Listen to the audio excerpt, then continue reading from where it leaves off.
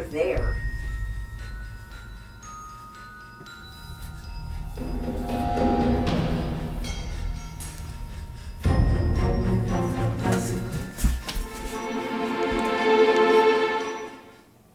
Oh, honey, I told you not to spy on me when I was getting ready to go out with the girls. Well, I was dressing very casual that night, but I ended up not going out on the town with the girls, mainly because I don't know any. My coven was unavailable that night. No, in fact, the reason why I dressed up like that is because I needed to get some reference material in order to paint a witch. Yes, something that was whimsical and spooky, but without crossing that line into dark and creepy. And that is a fine line that I did not want to cross, because instead of, I want people to look at my painting and go, oh, that's a really cool contemporary witch painting, and not, oh, that's dark. Yeah.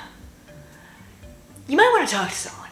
So that's the whole purpose of creating something that's kind of spooky, kind of whimsical, has a little bit of abstraction, a little bit of paint splatters and black butterflies, because I felt like it, and a little kitty. I was not holding a cat in the photograph because I'm allergic to them. Yeah, dander.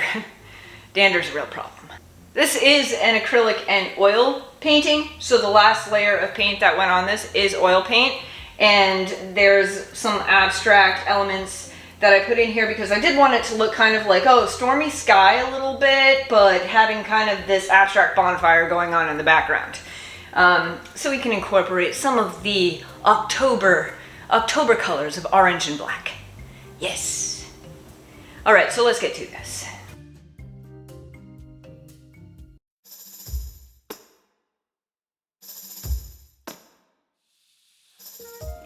So with this background, we're going with a very minimalistic approach, and I'm just using a warm gray and a neutral gray and just going back and forth between them to take the white out of the canvas. But it's not going to be anything major or anything exciting. I do want there to be a lot of contrast, so I do want the background to be pretty light.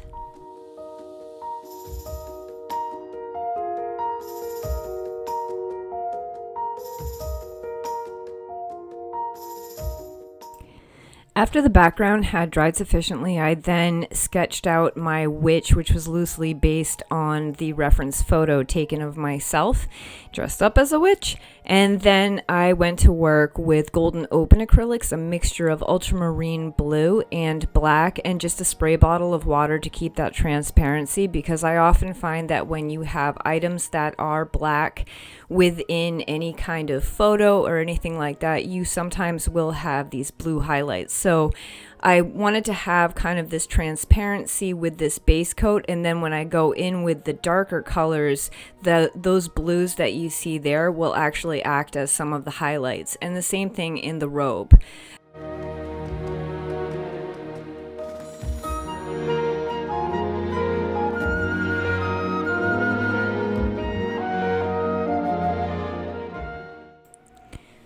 So even in the early stages of this painting, where I'm putting the first coat of acrylic paint on here with the golden open acrylics, I still put a lot of detail into the eyes, and then I just sort of block the color in around it. And the color isn't going to be perfect because all of that refinement is going to come with the oils later, but if I were really concentrating on painting this with just acrylics, I probably would have mixed my paint accordingly and had it all like the colors that I wanted it to be. And I do have a video on how I mix skin tones with golden open acrylics, so if you'd like to check that video out, please do.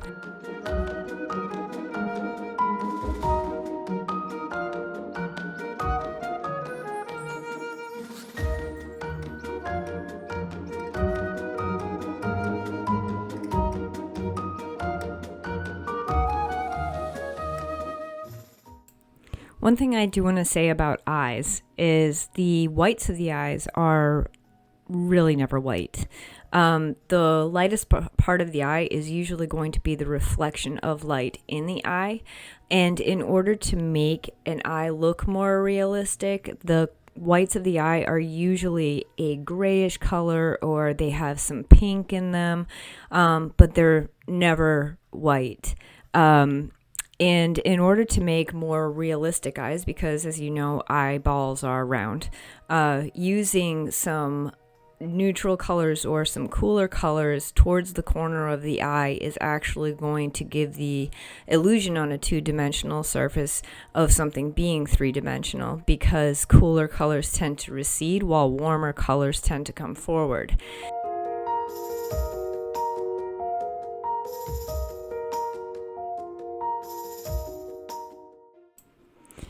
I know what you might be thinking. Why is she making her jaw purple? It all blends together, and it's just to kind of help me gauge where the shadows are for the next layer of paint. It's not going to look like a giant bruise, promise.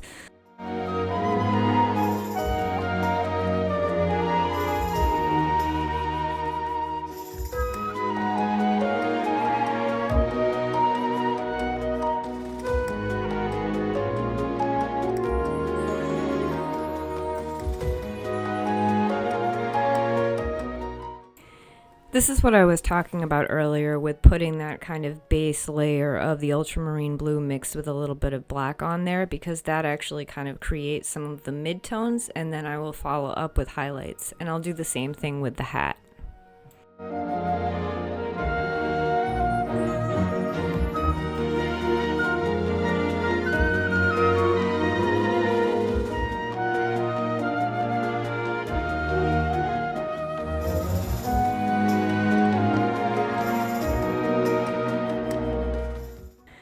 I'm not gonna lie, the cat is actually my favorite part of this whole entire painting.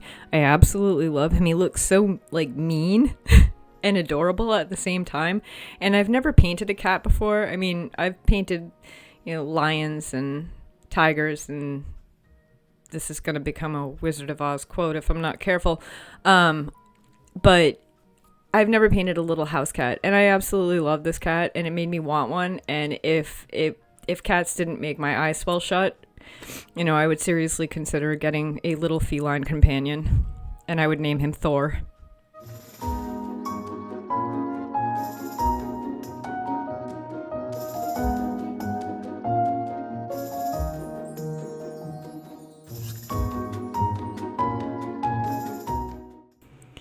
So I originally was going to put bats flying around in the background, and then I thought to myself, Lydia, that is so cliche. Everyone always puts bats and the witch painting in the background flying around against a full moon or something like that. And so I said, I'm going to go with black butterflies. That is way more me.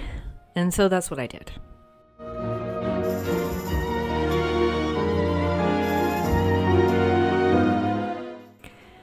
So I did want to get some bright color into this painting. I wanted to get orange into this painting. So I thought, okay, abstract bonfire may be going up in the background. And so I used a palette knife to lay down some of that bright cadmium orange on there. And then I just made some marks in the background and used some high flow acrylics as well for some mark making, before going on to creating some highlights in the hair and on the hat.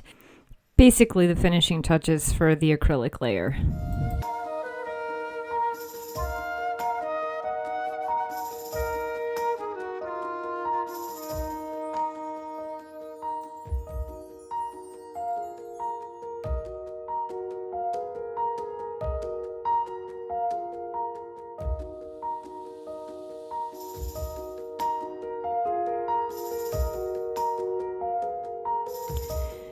So I did let the acrylic layer dry for 2 days before I moved on to oil paint, just because I had used a palette knife to apply thicker paint, and I didn't want any of the acrylic paint to be even remotely wet when I started adding the oil paint. But I didn't have to add a ton of oil paint to this painting because I did a pretty good job on the base layer. And so there was just some refining that needed to be done, especially with the skin tones and, of course, my little kitty friend.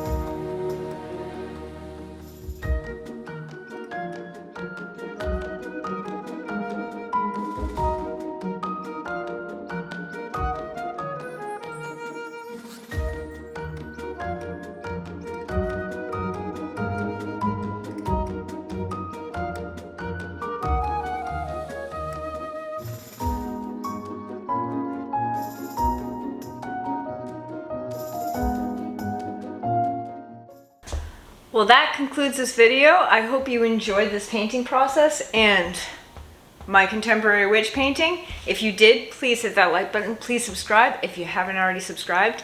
And I'm on my way out, so I love you guys, and I will see you next time. Where's my broom? Get my broom. I need to go.